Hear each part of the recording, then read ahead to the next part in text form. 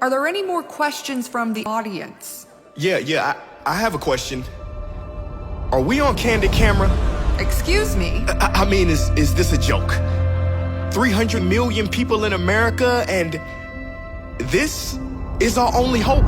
The people who want our vote? Okay, someone take his microphone. No, I'm gonna say this. Get off me. Someone needs to address the elephant in the room and the donkey. So excuse my definite lack of political correctness and etiquette, but there's a reason more people vote for the American Idol than the American president. Rest in peace, Robin Williams, you were right. You said, look at the word politics. Poly, a Latin word meaning many. Ticks meaning blood-sucking creatures. He was being facetious, but that is no falsehood. Why is it always the lesser of two evils, never the greater of two goods? For too long it has been normal for politicians to make empty promises and proclamations. Normal for them to dismiss the Constitution and Declaration. Normal for them to think more about the next election than the next generation. Well, it is 2020, by golly. Ain't it time for a new normal? The new normal. I'm tired of people like you criticizing us. Tell us about this new normal. Why don't you come up here and tell us how you would do it if you were the president? Me? Duh. Watch this, Sleepy Joe. Shut up, man. Well, first thing I would do if I was president is quit.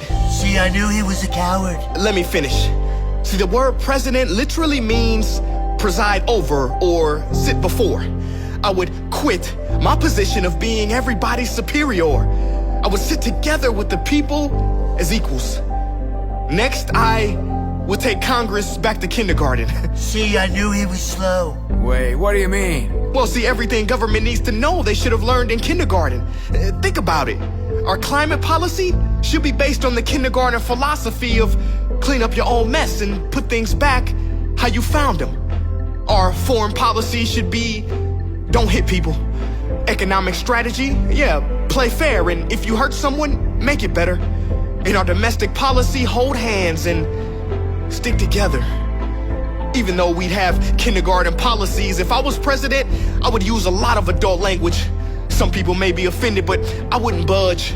I would use strong, four-letter words like love, like hope, like care, like free, like hero. Yes, I would awaken the hero and Shiro in all of us.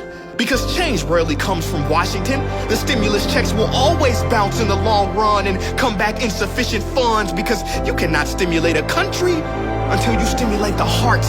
It's easy to speak rainbows and sunshine.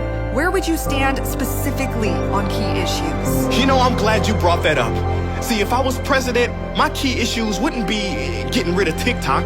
My key issues would unlock the doors of freedom that have been blocked for so many. So we, as a country, would focus on eliminating child trafficking, the equality of all genders, the genocide of helpless animals. We must be defenders, because a nation's greatness is measured not by how it treats the wealthy, but how it treats its weakest members. So many rich folks in government is sad.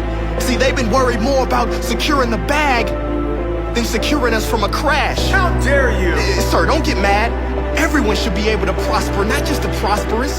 So if I was president, I would get with the people and decide how our budgets should be spent in a way that's fair, transparent, and makes sense. Maybe instead of war, we'd help unemployed people struggling to pay rent. That would increase our nation's strength. If I was president and in the Oval Office, we would stop mopping up the floor and finally turn off the faucet. What do you mean? Well, instead of getting to the root causes, we keep trying to fix the symptoms. For instance, we spend billions on cures, but practically nothing on prevention.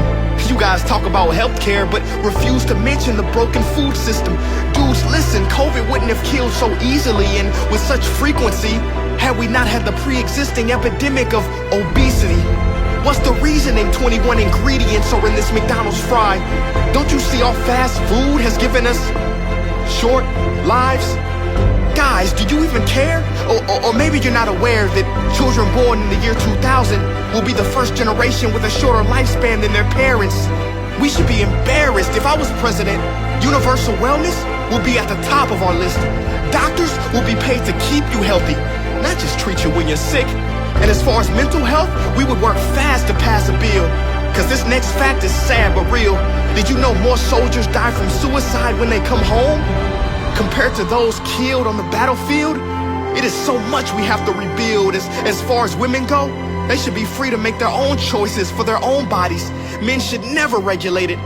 Students would have the final say in exactly how they are educated. Basically, what I'm saying is, to solve problems, everyone's voice should be heard. There are so many folks with brilliant ideas that would finally get the attention they deserve. Because the strongest nation in the world will never be the US, will never be Russia or anywhere in Asia. The strongest nation is imagination. Imagine if government and people actually collaborated. We would solve real problems and make transformations. We would shine like the stars in the sun. We would use music to heal the world like guitars over guns. How about race relations? Where would you stand on that issue? Well, as far as race relations, we gotta be brave. So if I was president, I would make travel in the country mandatory, all expenses paid. Because when you see people who look different from you up close, you soon realize we are all the same. Also, I would tell my white brothers and sisters to wake up and heal the past injustices carried out by their ancestors. That's it, Nani. And the current ones. I would tell my black brothers and sisters what Dr. King said, that black supremacy is just as dangerous as white supremacy. It's not about white power or black power or any love of power. It's about the power of love, and you can't spell evolve without it. And how about poverty?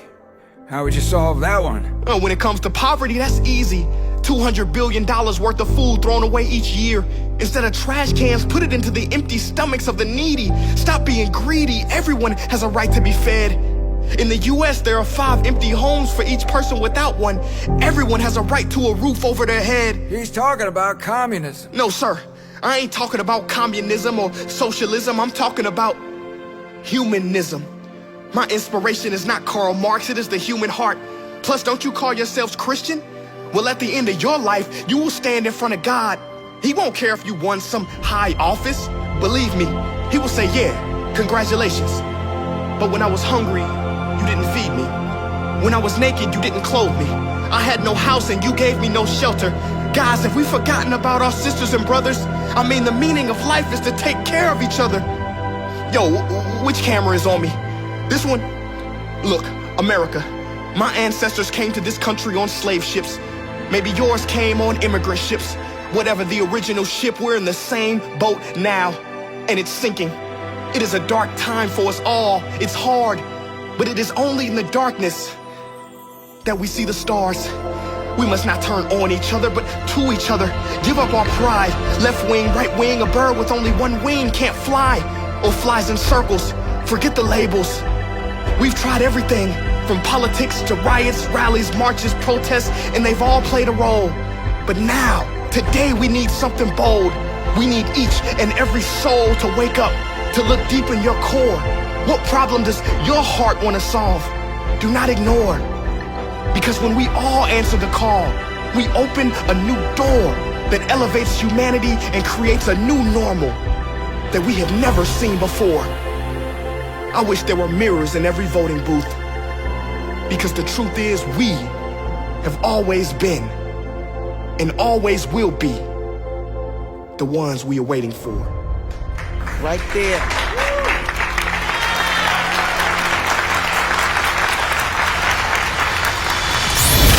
Guys, listen, don't click off yet. I want to say this. It's not about America. It's not about any country. Countries are artificial lines drawn on a man-made map.